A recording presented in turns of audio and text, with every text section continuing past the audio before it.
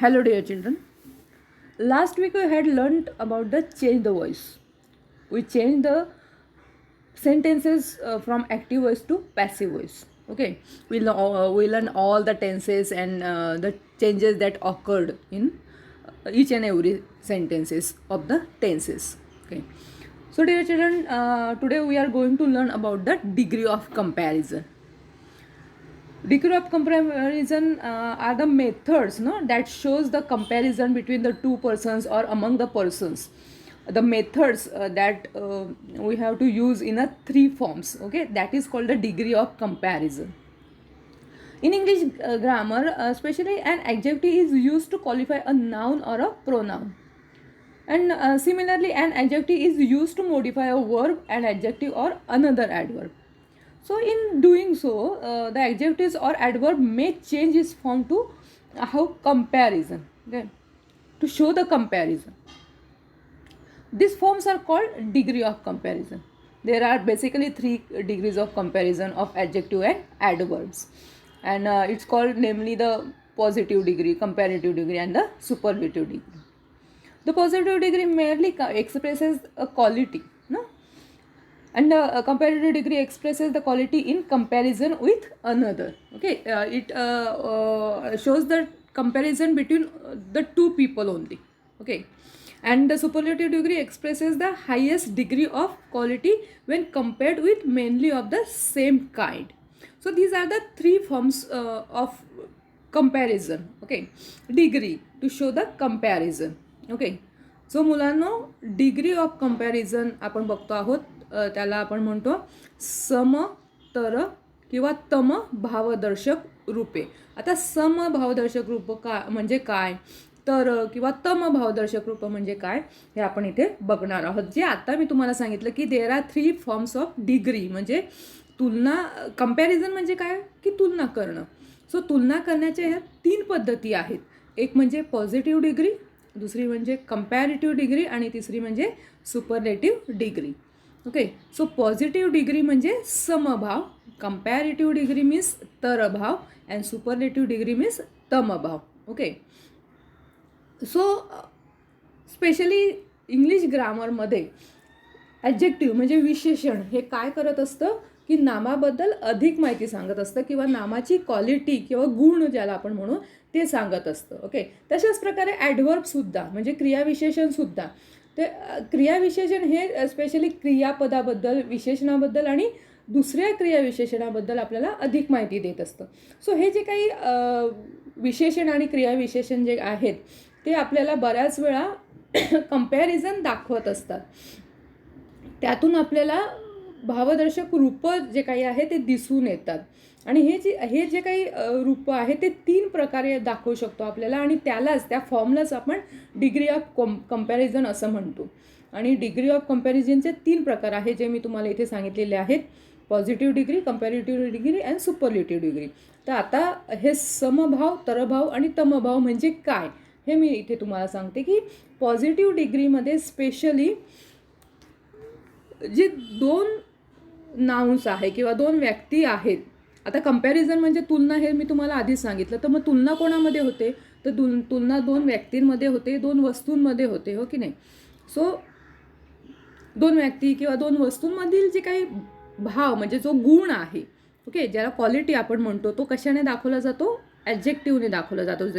जे मी आधीच तुम्हाला वर सांगितलं की ॲडजेक्टिव्ह म्हणजे विशेषण, आणि विशेषण म्हणजे काय की जो नामाबद्दल अधिक माहिती सांगतो, किंवा ज्याला आपण म्हणूया की दॅट क्वालिफाय अ नाउन, की जो नामाचा गुण दाखवतो की नाउन कसं आहे, ते नाम कसं आहे, म्हणजे ती व्यक्ती कशी आहे किंवा ती वस्तू कशी आहे त्याबद्दल अधिक माहिती हा शब्द सांगतो. कोण, विशेषण, ज्याला आपण ॲडजेक्टिव्ह असं म्हणतो. सो ह्या तिन्ही फॉर्ममध्ये म्हणजे तिन्ही पद्धती ज्या काही आहेत तुलना करण्याच्या, त्यामध्ये विशेषणाचे तीन फॉर्म्स आपल्याला बघायचे आहेत. ओके, सो त्यातील पॉझिटिव्ह डिग्री हा जो काही पहिली पद्धत आपण म्हणूया त्याला, की त्यामध्ये दोन व्यक्ती किंवा दोन वस्तूंचा जो गुण असतो दाखवलेला असतो, किंवा क्वालिटी ज्याला आपण म्हणूया ती दाखवलेली असते, ती सम प्रकारची असते, आणि म्हणून त्याला समभाव असं आपण म्हणतो. सम प्रकारची म्हणजे काय की सारखीच.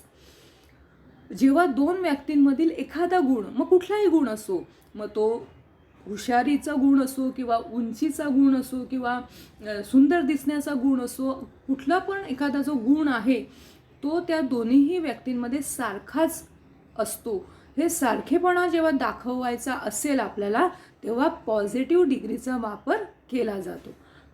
ओके. आणि म्हणून इथे पॉझिटिव्ह डिग्रीला म्हणतात समभाव. सॉरी, या पॉझिटिव्ह डिग्रीमध्ये समभाव दाखविला जातो. ओके. त्यानंतर दुसरी पद्धत आहे कंपॅरेटिव्ह, म्हणजे कंपॅरिझन दाखवण्याची दुसरी पद्धत जी आहे त्याला आपण म्हणतो कंपॅरेटिव्ह डिग्री. या कंपॅरेटिव्ह डिग्रीद्वारे आपण तरभाव दाखवत असतो. आता तरभाव म्हणजे काय? जसं मी वरती सांगितलं तुम्हाला की पॉझिटिव्ह डिग्री म्हणजे समभाव, की दोन व्यक्ती किंवा दोन वस्तूंमधील जी तुलना केलेली असते, ती तुलना करताना त्या दोघांमधील एखादा जो काही गुण आहे, मग कुठलाही गुण असेल, तो सारखाच असतो, कोणाचाही अधिक किंवा जास्त नसतो. परंतु जी दुसरी पद्धत आहे कंपॅरेटिव्ह डिग्रीमध्ये, त्यामध्ये सुद्धा दोन व्यक्ती किंवा दोन वस्तूंमध्ये तुलना केलेलीच असते, परंतु कंपॅरेटिव्ह डिग्रीमध्ये तरभाव दाखवलेला असतो. म्हणजे कुठल्या तरी एका व्यक्तीची किंवा एका वस्तूची जी काही क्वालिटी आहे, गुण आहे, तो दुसऱ्यापेक्षा अधिक चांगला असतो किंवा अधिक जास्त असतो. म्हणजे ज्या दोन व्यक्ती आहेत त्यातील जो एखाद्याचा गुण आहे तो दुसऱ्यापेक्षा जास्त आहे, अधिक चांगला आहे, आणि त्यालाच तरभाव असं म्हटलं जातं. आलं लक्षात की कंपॅरेटिव्ह, आणि म्हणून कंपॅरेटिव्ह डिग्रीमध्ये फक्त दोनच व्यक्तींची किंवा वस्तूंची तुलना केली जाते, कारण दोघांमध्येच कुठेतरी एक अधिक वरचढ आहे तो दाखवलेला असतो. ओके. सो दोन व्यक्तींमध्ये एकाचा गुण जेव्हा अधिक चांगला असतो दुसऱ्यापेक्षा, हे जेव्हा आपल्याला दाखवायचं आहे तेव्हा कंपॅरेटिव्ह डिग्रीचा वापर केला जातो. आता मुलांना बघूया आपण सुपरलेटिव्ह डिग्री म्हणजे काय. तर सुपरलेटिव्ह डिग्रीमध्ये तमभाव दाखवला जातो. तर सुपरलेटिव्ह डिग्री ही मध्ये सुद्धा कंपॅरिझन आहे, परंतु त्यामध्ये एकाचं कंपॅरिझन, एकाची तुलना ही बाकीच्या सर्वांबरोबर केलेली असते. जसं कंपॅरेटिव्ह डिग्रीमध्ये फक्त दोनच व्यक्तींची तुलना केलेली असते, तसं सुपरलेटिव्ह डिग्रीमध्ये हे एका व्यक्तीची तुलना बाकीच्या सगळ्यांबरोबर केलेली असते. ओके. आणि म्हणून त्याला तमभाव असं आपण म्हणतो. आता हे तमभाव म्हणजे काय?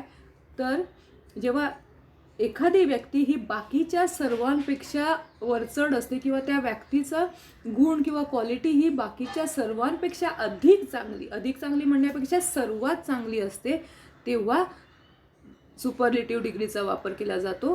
त्याला तमभाव असं म्हटलं जातं. सो मुलांना जेव्हा एकाची तुलना सर्वांबरोबर केली जाते आणि ती एक व्यक्तीचा गुण किंवा त्या व्यक्तीची क्वालिटी ही सर्वांपेक्षा जास्त चांगली असते, तेव्हा सुपरलेटिव्ह डिग्रीचा वापर केला जातो. सो आता तुमच्या लक्षात आलं असेल मुलांना की ह्या तीन पद्धती आहेत तुलनात्मक भाव दाखवण्याच्या. जेव्हा दोन व्यक्तींचे गुण सारखे असतात तेव्हा पॉझिटिव्ह डिग्रीचा वापर केला जातो.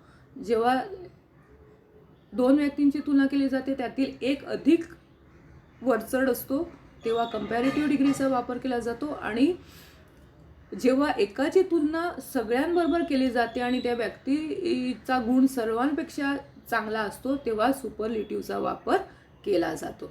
सो तुलनात्मक भाव दाखवण्याच्या ह्या तीन पद्धती आहेत: positive, comparative and superlative. Okay. So खालील एक्झाम्पलवरून तुमच्या ते लक्षात येणार आहे की ह्याच्या डिग्री आहेत समभाव, तरभाव आणि तमभाव. त्याचा वापर कसा केला जातो. Okay.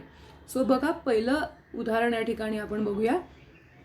Deepa is as clever as Anand. आता इथे दोन नाउन्स आहेत, एक म्हणजे दीपा आणि एक म्हणजे आनंद. ओके. की दीपा आणि आनंद हे दोन नाउन आहेत. ओके. आणि हे क्लेवर हे काय आहे? विशेषण आहे, ज्याला ॲडजेक्टिव्ह असं म्हणतो. जसं मी तुम्हाला सांगितलं की ह्या नामाबद्दल अधिक माहिती सांगणारा जो शब्द आहे त्याला ॲडजेक्टिव्ह असं म्हटलं जातं. ओके, विशेषण असं म्हटलं जातं. वाक्य काय आहे? Deepa is as clever as Anand. इथे काय वापरलेलं आहे? ॲज. ओके. सो दीपाचं आणि आनंदची तुलना केलेली आहे आणि ह्या त्यांच्या कुठल्या गुणाची तुलना केली आहे? तर क्लेवर या गुणाची तुलना केलेली आहे. क्लेवर म्हणजे हुशार. सो ह्या ठिकाणी हुशारीची तुलना, दीपा आणि आनंदच्या हुशारीची तुलना इथे केलेली आहे. परंतु ते दोघं कसे हुशार आहेत? ॲज म्हणजे सारखेच. जिथे आपण म्हणूया, ज्याला आपण म्हणूया समभाव. सो जेव्हा सारखा भाव असतो किंवा दोघांचा गुण सारखा असतो तेव्हा तो दाखवण्यासाठी ॲजचा वापर केला जातो किंवा सो ॲजचा वापर केला जातो. म्हणजेच या वाक्याचा असा अर्थ आहे की Deepa is as clever as Anand, म्हणजे दीपा ही आनंद एवढीच हुशार आहे. ॲज म्हणजे च्या एवढीच, म्हणजेच दीपा ही आनंदपेक्षा जास्त हुशार नाही किंवा आनंद दीपापेक्षा कमी हुशार नाही. तर दोघांचा हुशारी हा गुण आहे तो सारखाच आहे, कोणाचाही कमी किंवा जास्त नाही. शिवाय मुलांनो, दोन व्यक्तींमधील तुलना केलेली असते आणि जेव्हा दोघांचाही गुण सारखाच असतो तेव्हा तो ॲजने दाखवला जातो. मग हे वाक्याचं स्ट्रक्चर कसं केलं जातं तर इथे मी तुम्हाला खाली दिलेलं आहे बघा.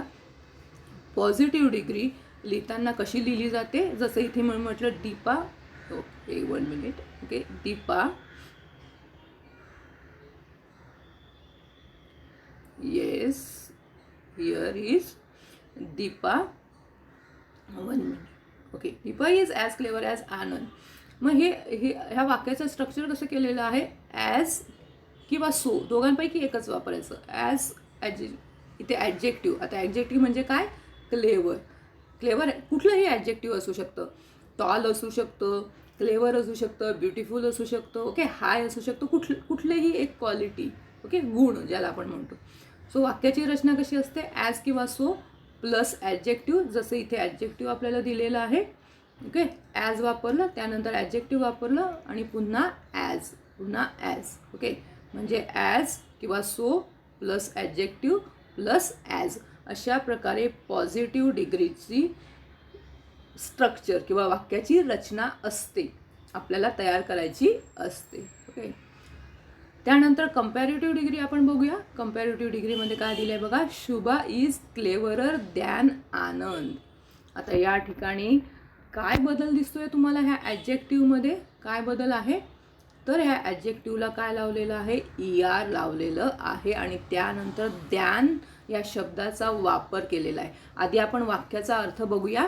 Shubha is cleverer than Deepa. आता या ठिकाणी सुद्धा दोन नाऊन आहेत, म्हणजे दोन नाऊनची तुलना केलेली आहे. एक आहे शुभा आणि दुसरी आहे दीपा.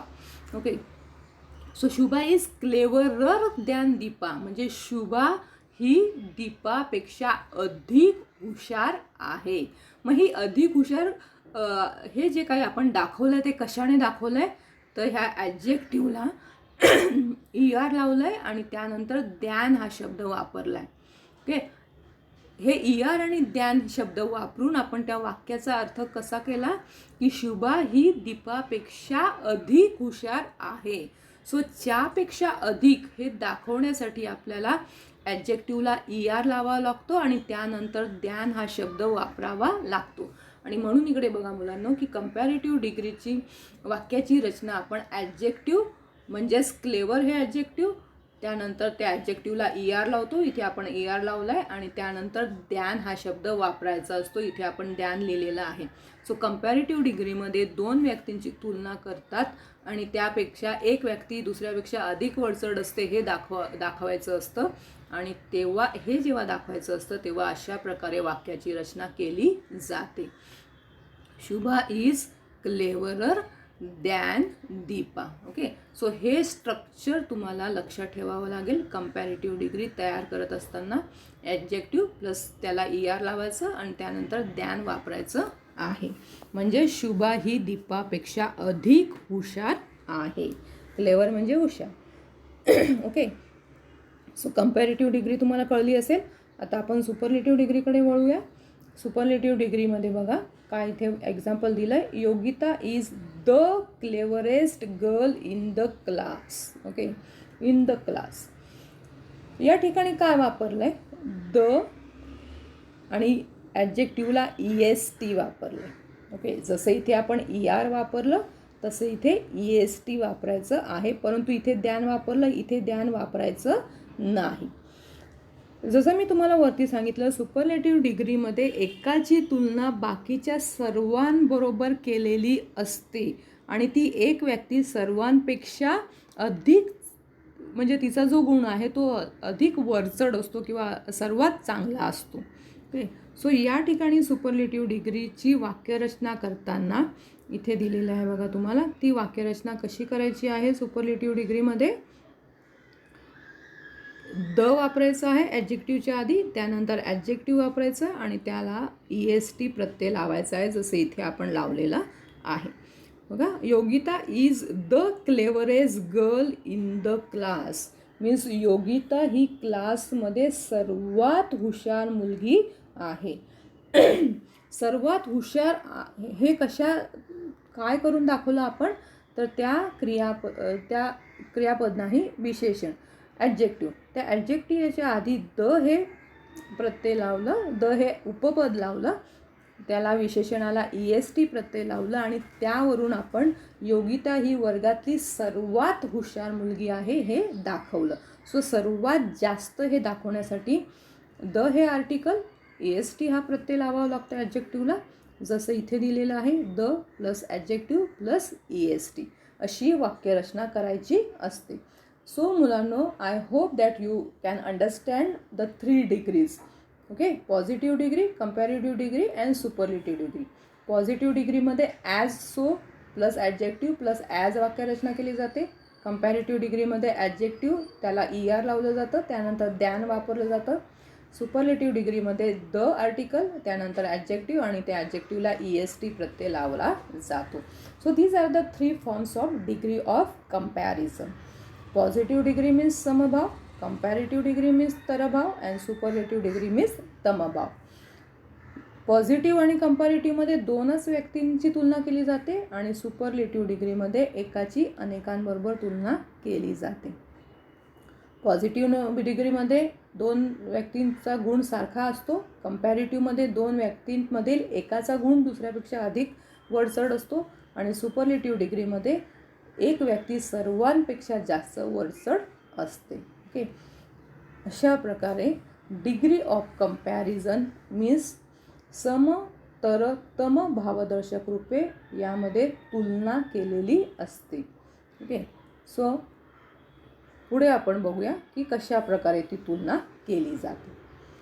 आता आपण बघितलं की पॉझिटिव्ह, कंपॅरेटिव्ह अँड सुपरलेटिव्ह. त्यामध्ये पॉझिटिव्हमध्ये आपण विशेषणाचं पहिलं रूप वापरतो, कंपॅरेटिव्हमध्ये त्याला ER प्रत्यय लावतो आणि सुपरलेटिव्हमध्ये त्याला EST प्रत्यय लावतो.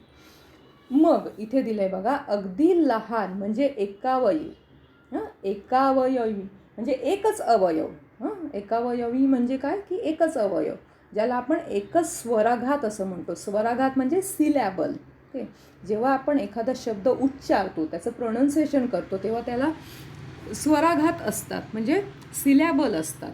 सो जेव्हा खूप लहान सिलॅबल असतात, ज्याला एकावयवी असं म्हणतात, म्हणजे एकच अवयव असणारे जे काय शब्द असतात, अशा असलेल्या विशेषणाच्या बाबतीमध्ये मूळ विशेषणाला ER लावून कंपॅरेटिव्ह डिग्री आणि EST लावून सुपरलेटिव्ह डिग्री तयार केली जाते. जसं इथे दिलेलं आहे बघा, टॉलला ER लावून कंपॅरेटिव्ह डिग्री केली जाते आणि EST लावून सुपरलेटिव्ह डिग्री केली जाते. बघा, वॉर्म, वॉर्मर, वॉर्मेस्ट म्हणजे ER लावला आहे सुपरलेटिव्हमध्ये EST. High, higher, highest. Okay नाही. So positive, comparative and superlative. Sweet, sweeter, sweetest. Strong, stronger, strongest. Okay. So कंपॅरेटिव्हमध्ये ER लावायचं आहे, सुपरलेटिव्हमध्ये EST लावायचं. टॉल म्हणजे उंच, टॉलर म्हणजे च्यापेक्षा अधिक उंच, टॉलेस्ट म्हणजे सर्वात जास्त उंच. वॉर्म म्हणजे उबदार, वॉर्मर म्हणजे अधिक उबदार आणि वॉर्मेस्ट म्हणजे सर्वात जास्त उबदार. ओके. हाय म्हणजे उंच, हायर म्हणजे च्यापेक्षा अधिक उंच, हायेस्ट मीन्स सर्वात जास्त उंच. स्वीट मीन्स गोड, स्वीटर मीन्स च्यापेक्षा अधिक गोड, स्वीटेस्ट सर्वात जास्त गोड. स्ट्रॉंग मीन्स शक्तिशाली, स्ट्रॉंगर च्यापेक्षा अधिक शक्तिशाली आणि स्ट्रॉंगेस्ट मीन्स सर्वात जास्त शक्तिशाली. सो एकच सिलॅबल. आता एक सिलॅबल म्हणजे काय की ज्याला इथे मी म्हटलं आहे तुम्हाला की अगदी लहान किंवा एकावयवी स्वराघात असलेल्या विशेषणामध्ये अशा प्रकारे ER आणि EST लावलं जातं. मग एकच स्वराघात म्हणजे काय, की ज्याला मी सांगितलं तुम्हाला सिलॅबल. म्हणजे मग टॉल हा शब्द जेव्हा आपण वापरतो तेव्हा जे प्रोनाऊन्सिएशन आपण करतो म्हणजे उच्चार करतो तो छोटा आहे, टॉल.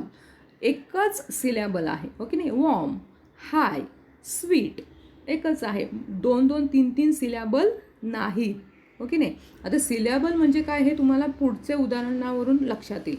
म्हणून ते इथे लक्षात घ्या की जेव्हा छोटे सिलॅबल असतात तेव्हा त्याला कंपॅरेटिव्ह डिग्रीमध्ये ER प्रत्यय लागतो आणि सुपरलेटिव्ह डिग्रीमध्ये EST प्रत्यय लागतो. पुढे चालूया आपण. बघा वरती आपण बघितलं की एकच अवयव म्हणजे एकच स्वराघात, एकच सिलॅबल असणारे शब्द. आता इथे बघा अनेकावयव म्हणजेच 2 किंवा 2पेक्षा अधिक स्वराघात असलेले शब्द. अशा असलेल्या विशेषणांच्या बाबतीमध्ये मात्र मूळ विशेषणापूर्वी मोअर लावून कंपॅरेटिव्ह डिग्री केली जाते आणि मोस्ट लावून सुपरलेटिव्ह डिग्री केली जाते. आता अनेकावयव म्हणजे काय? अनेकावयी म्हणजे अनेक अवयव असलेले शब्द, त्याला अनेकावयी असं म्हटले जातं. म्हणजेच 2 किंवा 2पेक्षा जास्त स्वराघात असलेले शब्द. स्वराघात म्हणजे सिलॅबल, ओके. मग 2 किंवा 2पेक्षा अधिक स्वराघात असलेले शब्द म्हणजे काय? तर हा बघा शब्द ॲक्टिव्ह. ॲक्टिव्ह, ओके नाही. ॲक्टिव्ह किती स्वराघात आहेत? 2 स्वराघात आहेत. ॲक्टिव्ह म्हणजेच त्याला म्हणूया आपण 2 सिलॅबल, ओके. सो हा ॲक्टिव्ह हा शब्द 2 सिलॅबल असणारा शब्द आहे. मी इथे आपल्याला वरती सांगितलेलं आहे की 2पेक्षा अधिक स्वराघात सिलॅबल असलेल्या विशेषणामध्ये ER आणि EST लागत नाही. जसं इथे कंपॅरेटिव्ह डिग्रीमध्ये ER आणि EST लागलं तसंच या ठिकाणी ER EST लागत नाही. इथे आपण ॲक्टिव्हर आणि ॲक्टिवेस्ट असं म्हणत नाही, कारण हे शब्द 2 किंवा 2पेक्षा जास्त सिलॅबल असणारे शब्द आहे. बघा इथे डिफिकल्ट म्हणजे 2पेक्षा जास्त स्वराघात आहेत, सिलॅबल आहेत. Interesting, okay. इंटरेस्टिंग 3 सिलॅबल असणारा हा शब्द आहे. टायर्ड, युजफुल, ब्युटिफुल, ओके नाही. ब्युटिफुल 2 स्वराघात आहेत. ब्युटिफुलमध्ये 3 स्वराघात आहेत, 3 सिलॅबल आहेत. सो असे जास्त स्वराघात म्हणजे जास्त सिलॅबल असणारे जे शब्द आहेत त्यापुढे ER आणि EST लागत नाही. कंपॅरेटिव्हमध्ये ER आणि सुपरलेटिव्हमध्ये EST शब्द प्रत्यय लागत नाही. तर 2पेक्षा जास्त सिलॅबल असणाऱ्या शब्दांपूर्वी मोअर कंपॅरेटिव्हमध्ये आणि सुपरलेटिव्हमध्ये मोस्ट हा शब्द लागतो, ओके. म्हणजेच ॲक्टिव्हर ॲक्टिवेस्ट नाही, तर active, more active, most active. Difficult, more difficult, most difficult. Interesting कंपॅरेटिव्हमध्ये मोअर इंटरेस्टिंग, सुपरलेटिव्हमध्ये most interesting. Tired, more tired, most tired. Useful, more useful, most useful. Beautiful, more beautiful, most beautiful, okay. Beautiful म्हणजे 3 syllable असणारा शब्द आहे आणि म्हणून त्याला आपण ब्युटिफुलर, ब्युटिफुलेस्ट असं म्हणणार नाही कंपॅरेटिव्ह आणि सुपरलेटिव्हमध्ये. तर ब्युटिफुल हा शब्द अधिक सिलॅबल असणारा शब्द आहे आणि म्हणून त्याला आपण कंपॅरेटिव्हमध्ये मोअर ब्युटिफुल म्हणूया, सुपरलेटिव्हमध्ये मोस्ट ब्युटिफुल असा त्याचा, ओके, फॉर्म तयार होत असतो. सो मुलांनो तुम्ही हे लक्षात ठेवायचं आहे की एकच सिलॅबल असणारे जे काही शब्द आहेत त्याला ER EST लागतो, परंतु एकापेक्षा जास्त सिलॅबल असणाऱ्या शब्दांना इथे मोअर कंपॅरेटिव्हमध्ये आणि सुपरलेटिव्हमध्ये मोस्ट प्रत्यय म्हणूया आपण त्याला लागतो. हे तुम्ही पाठच करून ठेवायचं आहे किंवा ते लक्षात ठेवायचं आहे. त्यानंतर काही अशी शब्द आहेत की त्यामध्ये सिलॅबल वगैरे बघितलं जात नाही, ओके, पण ती अपवादात्मक आहे. म्हणजेच त्याची जी काही तुलनात्मक रूपं आहेत ती अनियमित आहे. बघा आता गुड हा जरी एकच सिलॅबल असणारा शब्द असला तरी त्याचं कंपॅरेटिव्हमध्ये जे आहे त्याला ER आणि EST लागलेला आहे असं आपण म्हणू शकत नाही, ओके नाही. गुडर, गुडेस्ट म्हणतोय का आपण? नाही. तर त्याचं जे काही कंपॅरेटिव्ह आणि सुपरलेटिव्ह फॉर्म आहेत ते अगदी वेगळेच झालेले आहे. बघा गुड, बेटर, बेस्ट. वेल. वेल म्हणजे चांगलं. त्याचंसुद्धा कंपॅरेटिव्हमध्ये वेलेस्ट असं होत नाही, तर बेटर बेस्ट होतं. ओके. गुड म्हणजे चांगलं, बेटर म्हणजे त्यापेक्षा अधिक चांगलं, आणि बेस्ट म्हणजे सर्वात जास्त चांगलं. वेल मीन्स चांगलं, बेटर म्हणजे त्यापेक्षा अधिक चांगलं, बेस्ट म्हणजे सर्वात जास्त चांगलं. बॅड म्हणजे वाईट, वर्स म्हणजे त्यापेक्षा अधिक वाईट, आणि वर्स्ट म्हणजे सर्वात वाईट. सो अशी काही शब्द आहेत, विशेषणं आहेत की ज्यांना ER EST लागत नाही, किंवा ज्यांना मोर आणि मोस्टही लागत नाही. तर त्याचे तीनही जे काही फॉर्म आहेत ते वेगवेगळे आहेत. ते कुठले कुठले ते तुम्ही पाठच करायचे आहेत. या ठिकाणी मी तुम्हाला दिलेले आहे की हे अनियमित विशेषणं आहेत की ज्याचे तीनही फॉर्म हे वेगवेगळे आहेत. बघा, लिटिल, लेस, लिस्ट. लिटिल म्हणजे कमी, ओके. लेस म्हणजे त्यापेक्षा अधिक कमी, लिस्ट म्हणजे सर्वात कमी. मच, मोर, मोस्ट.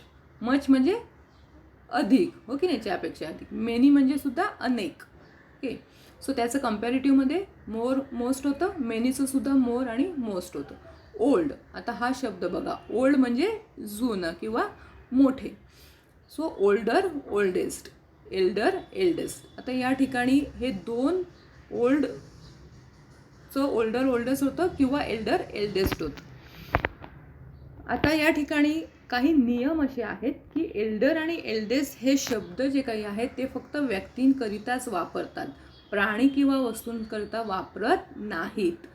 आणि सगळ्यात महत्त्वाचं म्हणजे एल्डर ह्या शब्दानंतर द्यान हा शब्द केव्हाही वापरत नाहीत. लक्षात ठेवा, कंपॅरेटिव्ह डिग्रीमध्ये आपण द्यान वापरतो की नाही, परंतु जेव्हा आपण एल्डर हा शब्द किंवा विशेषण वापरतो त्यानंतर द्यान हे केव्हाही वापरत नाही. बघा, या ठिकाणी मी तुम्हाला एक्झाम्पल दिलं आहे, Nalini is my Elder sister. Elder म्हणजे त्यापेक्षा मोठी, की नलिनी ही माझ्यापेक्षा मोठी बहीण आहे, ओके. म्हणजेच माझी मोठी बहीण आहे असं त्याचा अर्थ होतो. Raghu is the eldest.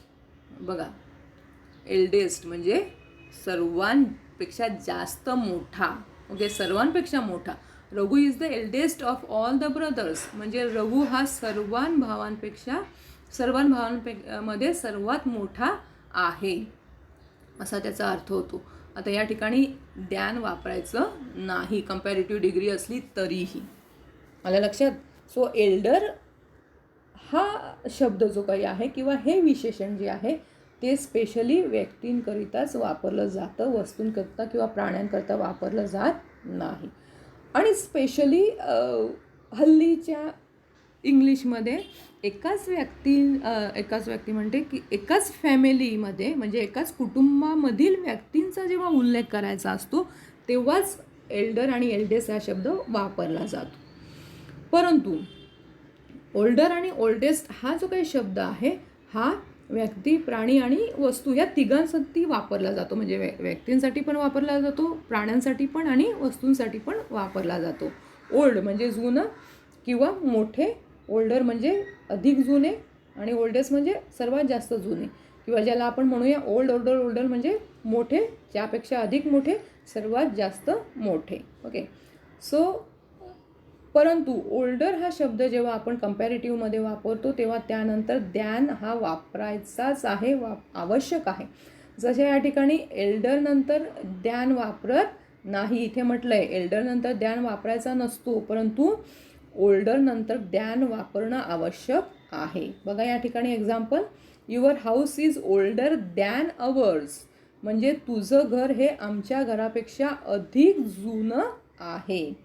So older than म्हणजे त्यापेक्षा अधिक.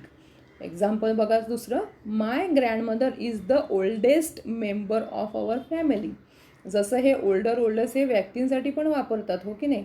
So my grandmother is the oldest member of our family म्हणजे आमच्या कुटुंबातील जे काही सगळे मेंबर्स आहेत त्यामधील माय ग्रँडमदर म्हणजे माझी आजी ही सर्वात जास्त मोठी आहे, म्हणजे वयाने मोठी आहे, द ओल्डेस्ट, ओके.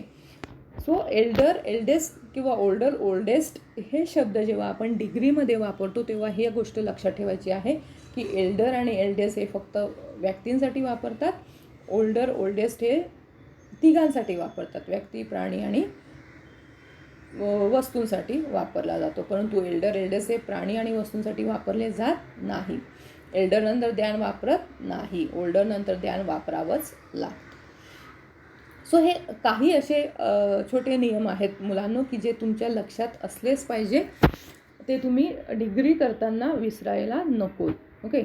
सो आज मुलांनो आपण काय काय बघितलं की तिन्ही डिग्रीचे फॉर्म्स बघितले, त्या तिन्ही डिग्रीचे फॉर्मचा अर्थ काय, त्यानंतर त्या प्रत्येक फॉर्ममध्ये वाक्याचं स्ट्रक्चर कसं तयार केलं जातं, वाक्यरचना कशी असते, वाक्यांचा अर्थ काय असतो.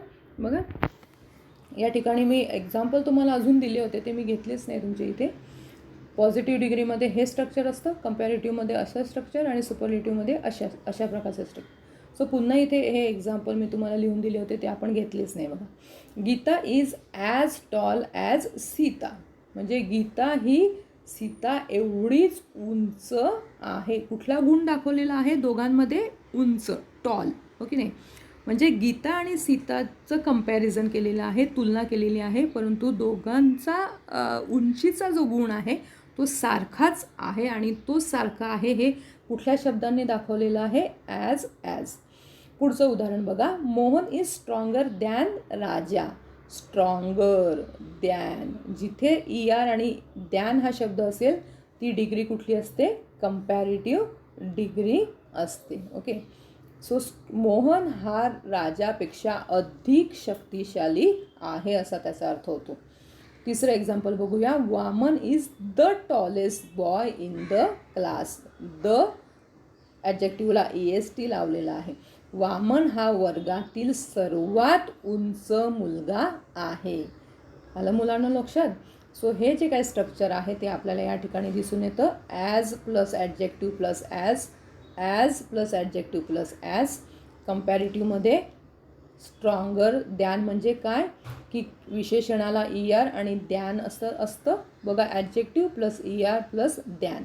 त्यानंतर सुपरलेटिव्ह डिग्रीमध्ये द हे आर्टिकल, त्यानंतर ॲडजेक्टिव्हला EST लागलेलं असतं. बघा, the plus adjective plus EST. अशा प्रकारे डिग्री ऑफ कंपॅरिझनचे तीनही फॉर्म करत असताना अशा प्रकारचा वाक्याचं स्ट्रक्चर तयार करायचं असतं आणि ते लक्षात ठेवायचं आहे. ओके मुलांना. सो हे नियमही आपण बघितलेले आहेत. ओके. सो हे सगळं तुम्ही लक्षात ठेवायचं आहे. For today, that's it only. I hope that you can understand all the three forms of degree, their meaning and the differences of the structures. Tomorrow we learn about the changes, okay, from one degree to other degree. Okay, we can call it interchange of the degree of comparison. Okay मुलांनो, उद्या आपण एका डिग्रीतून दुसऱ्या डिग्रीमध्ये वाक्याचं रूपांतर करताना कशा प्रकारचा बदल केला जातो. आता आज आपण ह्या तिन्ही डिग्रींचे स्ट्रक्चर्स बघितले. सो हे स्ट्रक्चर जेव्हा तुमच्या लक्षात आल्यानंतर एकाच डिग्रीमधून दुसऱ्या डिग्रीमध्ये रूपांतर करताना फारसं तुम्हाला अवघड जाणार नाही.